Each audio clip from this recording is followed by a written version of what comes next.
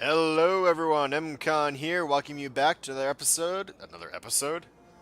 Yeah, I guess these are episodes, of our Dragon Age 2 Let's Play.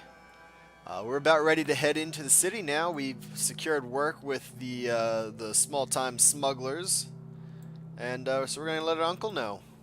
Any luck? Was there ever any doubt? I'll speak to Athenril and see when the bribes can be made. Wait here. Then we made it. The voyage is over. Oh, right, I'm staring at the picture of me staring into the sunset here. Didn't realize that there were some choice options. So, voyage is over. We'll see what happens when this debt is repaid. If only Carver were here with us. And Wesley. That's something interesting. Carver lived. Well, we're off to a fantastic start. Last Let's time, see what else this city has last in time I store. played this game, he was alive, but Bethany died. So I find that very intriguing. Thus began the champion's first year in Kirkwall. Word arrived from across the sea that the hero of Ferelden had defeated the Blight.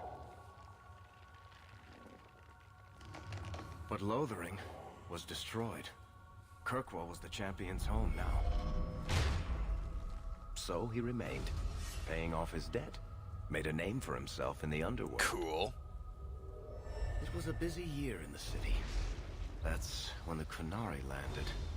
A great storm had caught their ship and left hundreds of warriors stranded in the city, waiting to return home. Sounds dangerous. That's also when the trouble began with the mages. The Templars had become very powerful under Knight Commander Meredith. But, most importantly, that's when I first met the champion. Okay. Oh, I do like this loading screen a lot. How it fills up the Kirkwall insignia. Thought it was pretty cool. Probably the best loading screens, and they'll change for different areas too. I'm pretty sure the color scheme and everything. I suppose this game isn't all bad. Ooh, is that Knight Commander Meredith?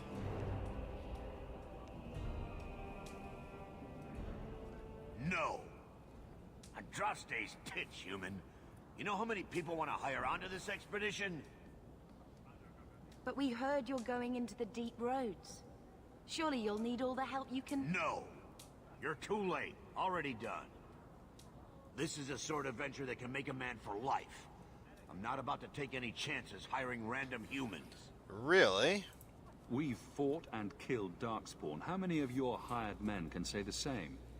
Get in line, human. Half of Kirkwall wants to be my best friend right now. You're looking for a quick way out of the slums, right? You and every other Ferelden in this dump. Find another meal ticket.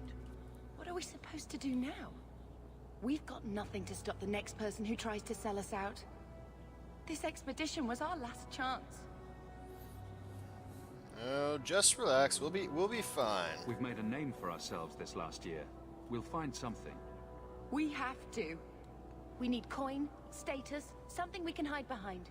As long as we're just refugees, we're no one. Maybe Gamlen knows someone who can talk to Bertrand for us. It's possible. He always seems to know what's going on. We might as well ask. Otherwise, I don't know what we'll do.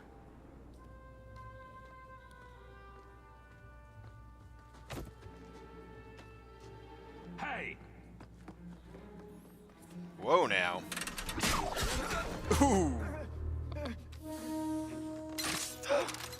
Well, looky there. I ones who could take every coin out of your pockets just by smiling at you.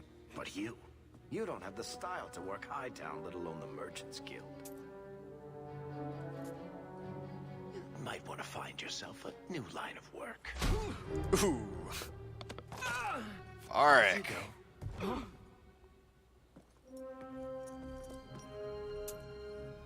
How do you do? Varric Tethras, at your service. I apologize for Bertrand. He wouldn't know an opportunity if it hit him square in the jaw. But you would? I would. What my brother doesn't realize is that we need someone like you. He would never admit it either. He's too proud. I, however, am quite practical. Is that so? You're part of Bertrand's venture. That's right. The deep roads wouldn't normally be my thing, but I can't allow the head of our family to go down there alone. So as you might imagine, I have more than a passing interest in this expedition's success. What makes you so certain we can help? You know nothing about us.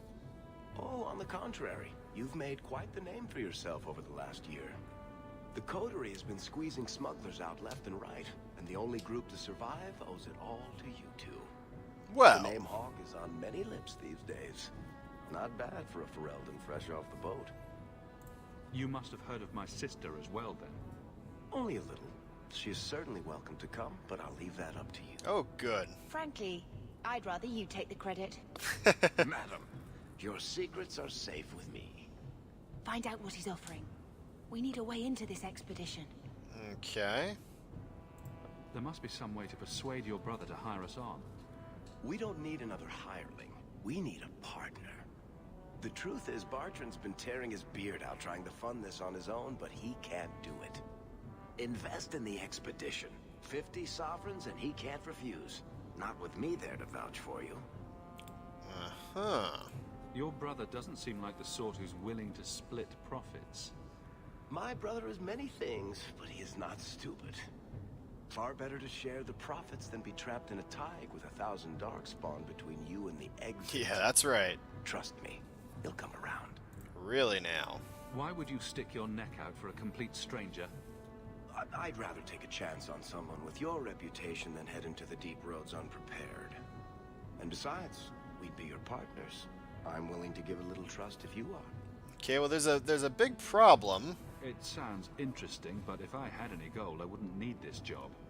You need to think big.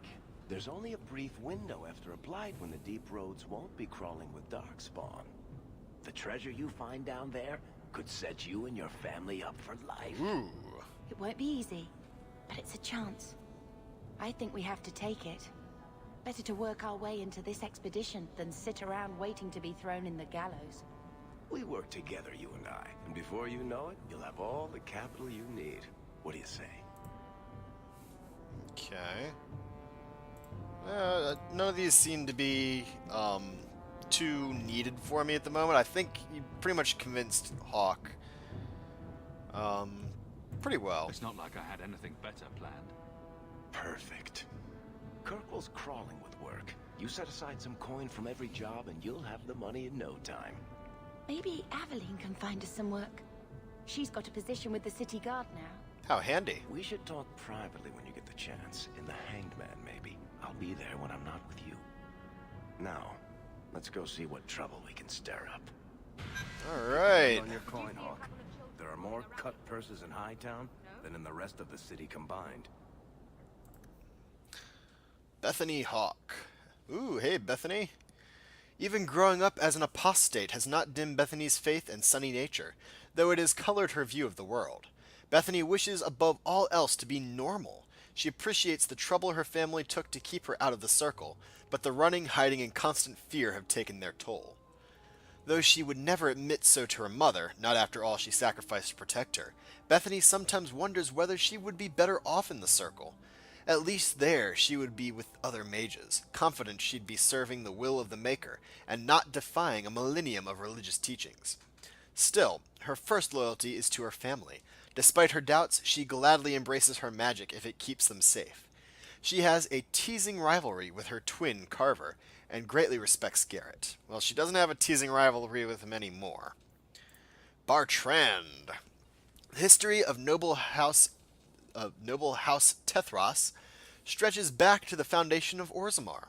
The memories say that 3 times a child of House Tethras took the office of Assembly Steward. They held appointments in the shaperate of memories and the shaperate of golems, but no longer. In the 2nd year of the reign of King Endrin Iduken, my poor dad, Lord Andvar, well, not mine anymore, but you get the picture. Lord Andvar Tethras was found guilty before the assembly of willfully manipulating proving matches in favor of his house. For this affront to the ancestors, he and all his house were sentenced to exile on the surface. Andvar died a mere 5 years later, leaving behind his lady Ilsa, 10-year-old Bertrand, and 2-year-old Varric, however you want to pronounce it. Exile, surface life, and the loss of her husband conspired against Lady Ilsa, who took to drink, leaving young Bertrand to manage what was left of House Tethras. By the time he was 15, Bertrand had doubled his family's fortune. The disgrace of House Tethras fueled his ambition, and his once noble title gave him an instant place among the Kelnas, the old money elite of the Dwarven Merchants Guild. He used it to build alliances and business ventures as if he were a member of the Orzammar Assembly. By the time Lady Ilsa died, Bertrand had made the Tethras family one of the guild's most influential, but wealth and power on the surface couldn't sate him. He began to court alliances with the wealthiest descendant families, branching into banking and mercenary companies. Guild members mutter that nothing will satisfy Bertrand, but a complete reconstruction of House Tethras' estate in Orzammar, down to the rivers of lava built in Kirkwall. That's kind of cool. Carver grew up surrounded by magic he couldn't truly understand. He cared deeply for his family, but sometimes felt like the stupidest person in the room. Carver foundered in Lothering, caught between the gifts of his apostate sister, Bethany, and the growing skill of his more focused sibling, Garrett. But even as Carter groused about his lot, he remained dedicated to protecting those he loved. He didn't think twice about sacrificing himself to save his mother during the flight from the Darkspawn. And although Carver struggled to find his way in life, there was gratification in knowing his death had purpose. The hero Ferelden was born to the noble House Iduken of Orzammar, the second son of King Endrand Iduken. After being charged with fratricide, the hero was exiled to the Deep Roads. There he met Grey Warden Commander Duncan, who recruited him into the Order. The hero fought and killed the Archdemon, and lived to tell the tale. With the Archdemon gone, the Darkspawn broke ranks, and the Horde was easily routed. After ending the Blight, the hero Ferelden took up the mantle of Warden Commander, and began the task of rebuilding the Order in Ferelden. Flemeth. You are required to do nothing, least of all believe. Ages ago, legend says, Ban Conobar took to wife a beautiful young woman who harbored a secret talent for magic, Flemeth of Highever. And for a time they lived happily until the arrival of a young poet Ossen, who captured the lady's heart with his verse. They turned to the chastened tribes for help, and hid from Conobar's wrath in the wilds, until word came to them that Conobar lay dying. His last wish was to see Flemeth's face one final time. The lovers returned, but it was a trap. Conobar killed Ossen, and imprisoned Flemeth in the highest tower of the castle. In grief and rage, Flemeth worked a spell to summon a spirit into the world to wreak vengeance upon her husband. Vengeance she received, but not as she planned. The spirit took possession of her, turning Flemeth into an abomination. A twisted, maddened creature, she slaughtered Conobar and all his men, and fled back into the wilds. For 100 years, Flemeth plotted, stealing men from the chastened to sire monstrous daughters, horrific things that could kill a man with fear. These Korkari witches led an army of chastened from the wilds to strike at the Alamari tribes. They were defeated by the hero Cormac, and all the witches burned, so they say. But even now the Wilders whisper that Flemeth lives on in the marsh, and she and her daughters steal those men who come too near. Morrigan's mother saved the last Grey Wardens from death at the top of the Tower of Ashal, but just who or what Flemeth truly is a mystery. Finally, Varric Tethras. Varric was born 3 years after his father's exile from Orzammar, into the world of the Merchant Guild. The ancestors never spoke, and paragons were the heroes in tall tales. The number of dances a Kulna lady gave to a lowborn ascendant boy were more pivotal than the reign of kings. While Bertrand ran the businesses and drove House Tethras ever higher up the social ladder, Varric looked after the family and their retainers.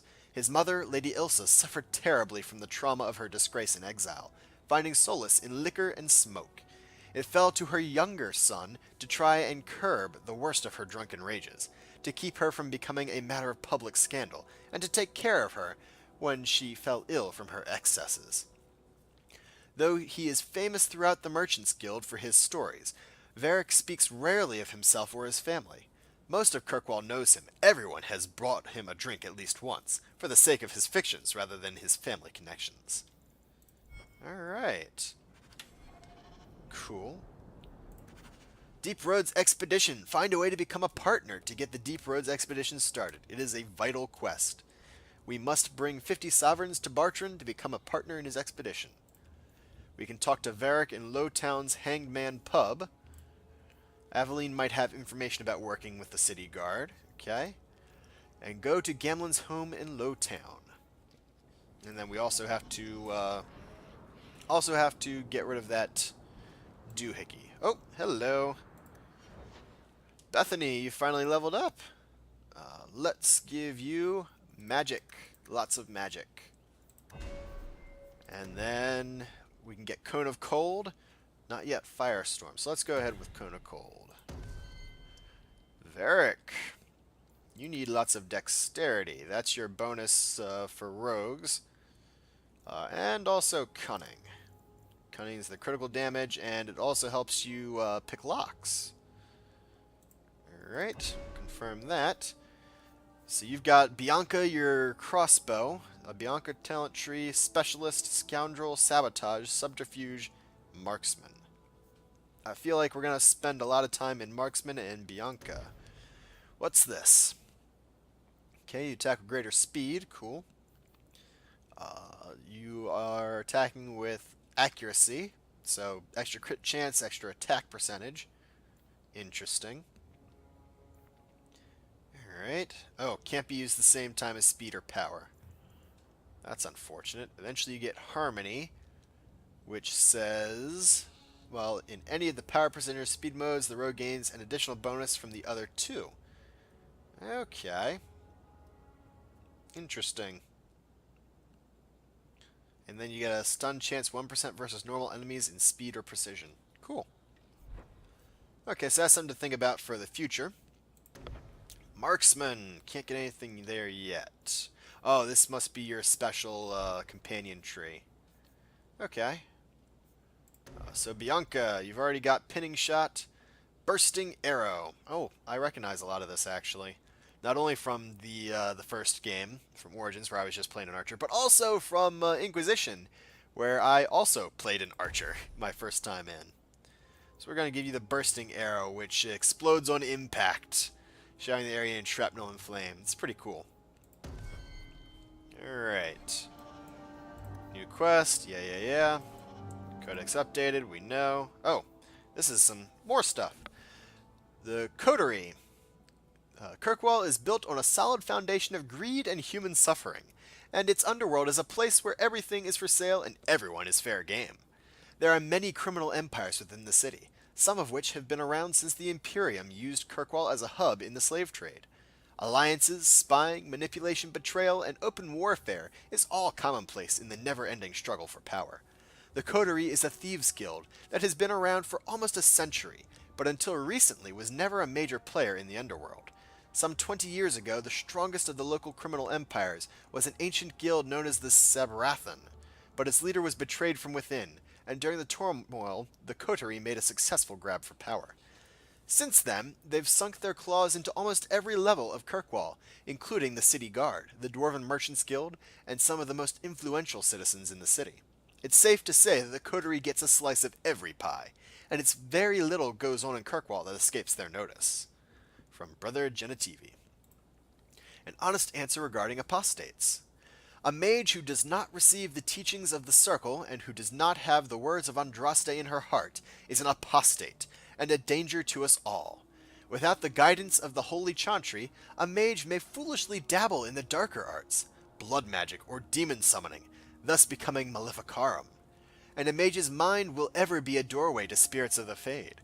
Without proper instruction, this doorway remains open and unsecured. If a demon should come through this doorway and possess a mage, an abomination is created. Abominations know only madness. They cannot be reasoned with, and will slaughter man, woman, and child without thought. Whole cities have fallen to these creatures. Thousands have died at their hands. The Chantry and her Templars have a duty to ensure that this does not happen. If they knew a better way to deal with magic, if I knew a better way to deal with magic, I would seize upon it immediately. You say we should let the mages guard themselves. I tell you that this is no solution. Look at the Tevinter Imperium. Their magisters do not know restraint. Without Chantry oversight, the magisters abuse their power. Those without magic are trampled underfoot and forced to serve. Slaves are slaughtered by the hundreds to feed the Magister's hunger for power. Even some mages are not spared. For in mages, as in all humans, there exists a spectrum.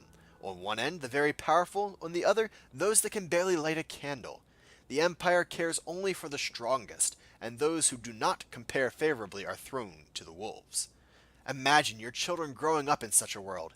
If a mage asked it of you, you would have to give him your daughter, not knowing what his plans for her might be. You could not resist him, and neither could she. Without our Templars and without the Circle, the common man would have no defense against magic. We must deny the mages certain freedoms for the common good. I wish there was another way. I tell the apprentices this is a test of their faith, that it is the will of the Maker. Many understand that we do what we do for their own good. Excerpt from a letter from Grand Cleric Francesca of Starkhaven to Lord Guthrie Abholtz. Alright. Well, with that then, meeting Varric and trying to find some ways to collect money. Ooh, I've got some heraldry on my shield now. That's cool. Yeah, we're going to call an end to this episode then, guys. Thank you all very much for coming along with me, and until next time, bye all.